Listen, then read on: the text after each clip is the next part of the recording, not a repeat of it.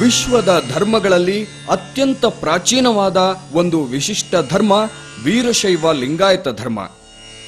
ಏಕದೇವೋಪಾಸನೆ ಮತ್ತು ವಿಶ್ವಶಾಂತಿ ಸ್ಥಾಪನೆಯೇ ಈ ಧರ್ಮದ ಅಂತರಂಗ ಬಹಿರಂಗ.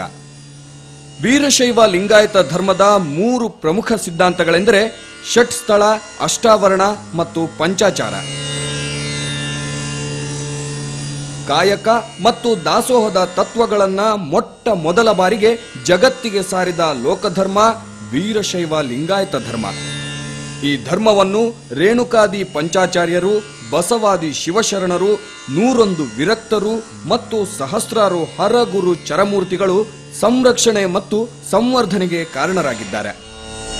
ಈ ಪ್ರಾಚೀನ ಪರಂಪರೆಗೆ ಪ್ರಗತಿಶೀಲತೆಯ ಸಂಸ್ಕಾರ ನೀಡಿ ಮಾನವ ಘನತೆಗೆ ಒತ್ತು ಕೊಟ್ಟ ಧರ್ಮದ ಹೊಸ ಬೆಳಕನ್ನ ಹಿಡಿದವರು 12ನೇ ಶತಮಾನದ ಬಸವಾದಿ ಶರಣರು.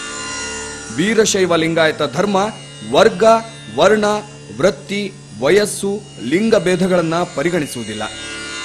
ಸರ್ವರಿಗೂ ಸಮಪಾಲು, ಸರ್ವರಿಗೂ ಸಮಬಾಳು ಎನ್ನುವ ಉದಾತ್ತ ಆಶಯ ಹೊಂದಿರುವ ಈ ಪರಂಪರೆಯ ಸಮುದಾಯಕ್ಕೆ ದಯವೇ ಧರ್ಮದ ಮೂಲ.